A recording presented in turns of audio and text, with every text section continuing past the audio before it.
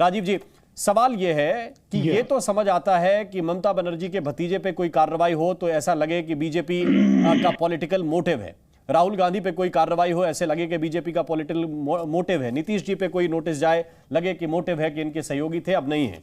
लेकिन ये जो कार्रवाई यहां ईडी करने जा रही थी, एक संदेश खाली के टीएमसी यूनिट के अध्यक्ष हैं, दूसरे नगर पालिका के अध्यक्ष रहे हैं पहले, ये दो आरोपी हैं।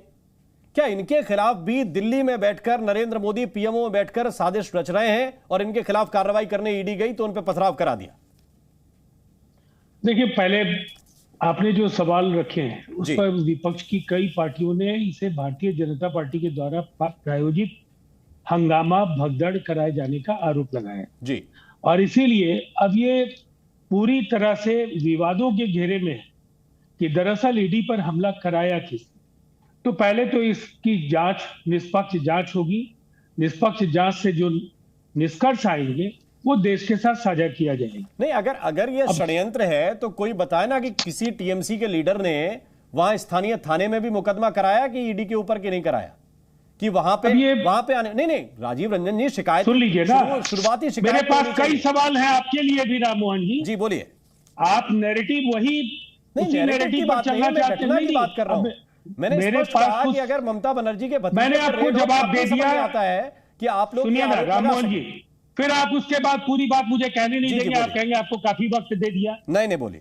ये खेल अब हम लोग समझते हैं राम मोहन। नहीं, अब मेरी बात सुनिए, कुछ जरूरी बातें समझिए, सही लॉजिक पे तो आइए। प्लीज राम मोहन जी, आपका वक्त भी कीमती है, बोलिए, और हमारा वक्त भी कीमती। बोलिए।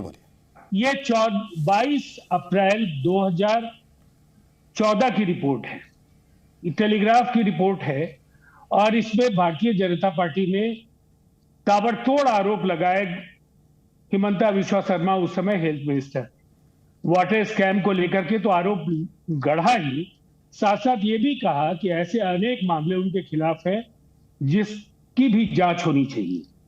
मुझे एक बात बता दीजिए।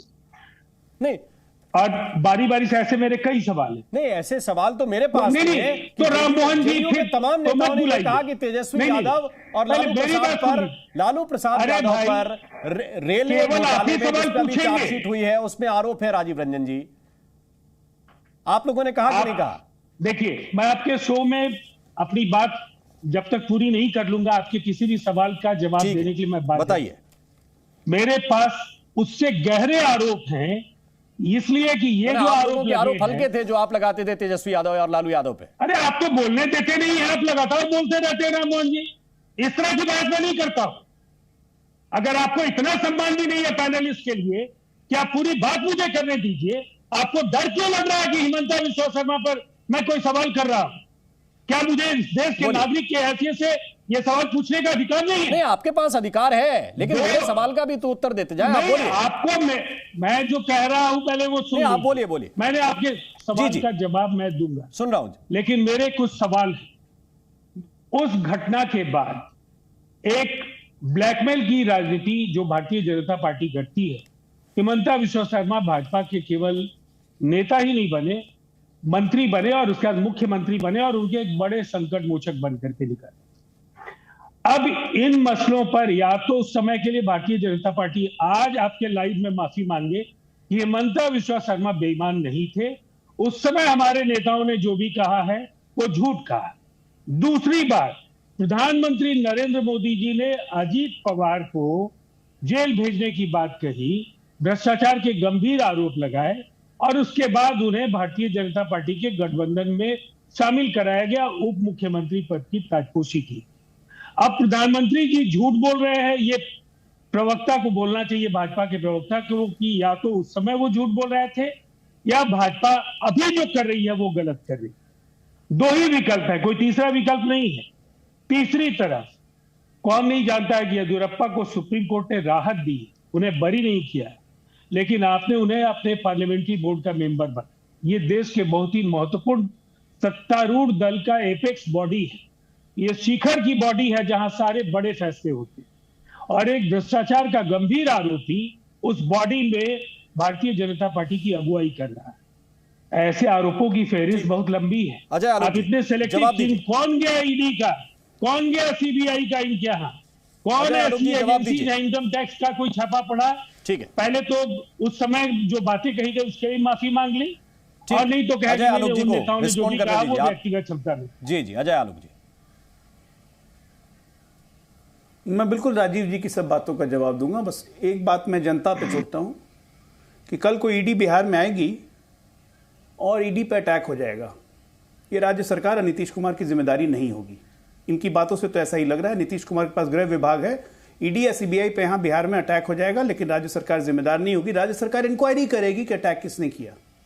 राज्य सरकार की जिम्मेदारी नहीं होगी, उनको पूर्ण सुरक्षा मिले। यह है हमारा फेडरल स्ट्रक्चर देश का। राजीव जी की बातों से तो ऐसा ही प्रतीत हो रहा है, क्योंकि जांच होगा कि किसने करवाई, भाजपा ने करवाया या किसी और ने करवाया। अजीब तर्क है साहब। हेमंत विश्वा शर्मा पे 3 केस थे ईडी के, जो हम लोग कहते थे वाटर स्कैम से लेकर 2014, 22 अप्रैल 2014 को जो हम लोग चिल्ला चिल्ला के बोलते थे। हेमंत विश्वा शर्मा 12 बार मंत्री रहते हुए ईडी के सामने प्रस्तुत हुए, अपना पक्ष रखा और अदालत से बरी हुए। एक भी केस आज के डेट में हेमंत विश्वा शर्मा पे नहीं चल रहा है। यह सच्चाई है हेमंत विश्वा शर्मा की।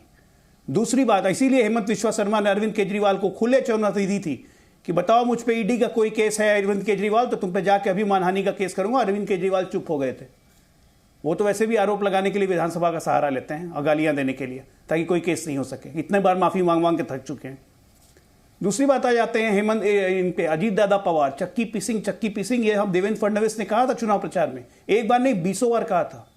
और आज भी हम कह रहे हैं एक केस चल रहा है ईडी का अजीत पवार पे, अगर उसमें कन्विक्ट होते हैं, सजा होती है, मंत्री पद तो दूर हमारे गठबंधन में भी नहीं रहेंगे। इतनी कन्विक्शन के साथ में बोल रहा हूं। आप बोल सकते हैं लालू यादव तो कन्विक्टेड हैं, उनके खिलाफ आपकी राजनीति शुरू हुई, हम लोग शुरू हुए। एक मिनट राजीव जी, एक मिनट, बीच में नहीं, मैं बीच में नहीं बोला था, मैं बीच में नहीं बोला था राजीव जी, मैं आपके बीच में नहीं बोल रहा था। मेरे पास इस छोटे इंटरप्शन का जवाब दे दीजिए। समता पार्टी का जन्म हुआ, समता पार्टी का जन्म, मैं आपके बीच में नहीं बोल रहा था, समता पार्टी का जन्म हुआ लालू यादव से संघर्ष करने के बाद, उनकी नीतियों के खिलाफ, उनके भ्रष्टाचार के खिलाफ। खुलेआम लालू यादव को हम लोग गालियां देते थे। 15 में गठबंधन किया, 2 साल के बाद गठबंधन तोड़ा, ये कह के कि 19 महीना चला लिए, बहुत चला लिए, इससे ज्यादा नहीं चल सकता है। पब्लिक डोमेन में नीतीश जी ने कहा था ना मेरे आपके सामने, और उसके बाद फिर जाके बैठ गए 21 में, भूल गए भ्रष्टाचार। यही है सिद्धांत की राजनीति, जो गांधी जी का बोर्ड लगा के चलते हैं। बिना सिद्धांत के राजनीति नहीं। सिद्धांत देखिए ना कि कुर्सी रहनी चाहिए, प्रधानमंत्री बनने का, कीड़ा कान में कुछ गुजाना चाहिए, ये सिद्धांत है, और आप सिखा रहे हैं। अरे आप अपने नेता को डिफेंड नहीं कर सकते हैं। हेमंत विश्वा शर्मा को तो बोला ना, हेमंत विश्वा शर्मा के लिए बोला मैंने, गंदे कपड़ों को साफ करने, अरे बोला मैंने हेमंत विश्वा शर्मा के बारे में। क्लीन चिट लेके आए, लोटस लॉन्ड्री है, क्लीन चिट लेके आए, वॉशिंग पाउडर नहीं है। एक बात सुनिए, मैं फिर कहता हूं, ईश्वर का दिया हुआ अल्प नहीं होता, बीच में टूट जाए संकल्प नहीं होता। हम संकल्पित हैं हर भ्रष्टाचारी को जेल के पीछे पहुंचाने के लिए। प्रधानमंत्री लाल किले की दीवार पे अनाउंस कर, मैं महिमा सिंह को चर्चा में लेके आना चाहता हूं। जवाब देने की हिम्मत रखा कीजिए ना, एक बोल दिया भाग गए, जवाब नहीं सुन रहे हैं। ठीक है महिमा सिंह जी, क्या अधीर रंजन चौधरी फिर गलत पिच पर बैटिंग कर रहे हैं? अगर आपको लगता है कि सब दुरुपयोग बीजेपी कर रही है, तो क्या बंगाल में गलत पिच पर बैटिंग कर रहे हैं अधीर रंजन चौधरी जी? हमें लगता है अगर आप देखेंगे तो कोई भी नेता जो बात बोल रहे हैं, बात एक ही तरफ इंगित करती है। जो बात हम कह रहे हैं कि आपने को घर घर में का हंसी है भाई, जब मीनाक्षी लेखी सांसद होते हुए संसद में बोलती हैं कि तुम्हारे पीछे ईडी छोड़ देंगे। भाई मीनाक्षी लेखी के पति जो है वो बोलते हैं कि भाजपा ने तो क्रिमिनल लॉज इस देश में बुलडोज कर दिए।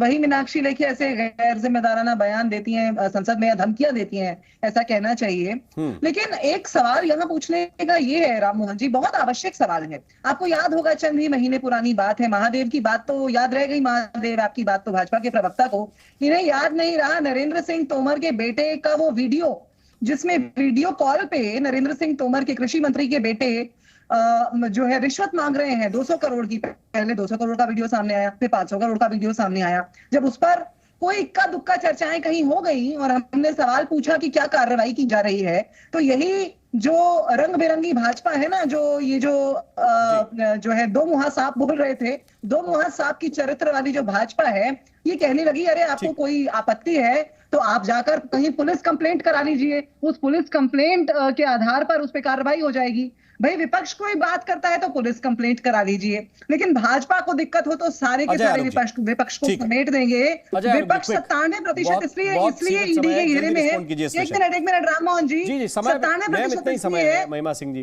क्योंकि बहुत छोटा सा 2-3 उत्तर चाहिए मुझे प्रतिशत बस। जो पार्टी है वो तो जी इनके जी साथ अजय जुड़ी आलोक हुई जी, है। जी जी नरेंद्र सिंह तोमर के बेटे का जब वीडियो सर्कुलेट हुआ था, राजस्थान में कांग्रेस की सरकार थी, नंबर 1। खुद नरेंद्र सिंह तोमर ईडी के कहाँ बेटे ने थी? जाके कंप्लेन ईडी दर्ज किया कहाँ था थी? इनके ही ईडी? इनके सरकार के केस में। बीच में नहीं, बीच में नहीं, बीच में नहीं। समय बहुत सीमित है। खुद नरेंद्र सिंह के बेटे ने केस दर्ज किया था। आपके पास सरकार जाने के समय, तब तक वीडियो के समय 1.25 महीने का समय था। आपने एक्शन क्यों नहीं लिया? अगर वो दोषी थे समय तो? इतना ही है। बहुत बहुत हमने तो कहा था कि फर्जी वीडियो है ये, किसी ने लोड सभी किया। का इस चर्चा में शामिल होने के लिए।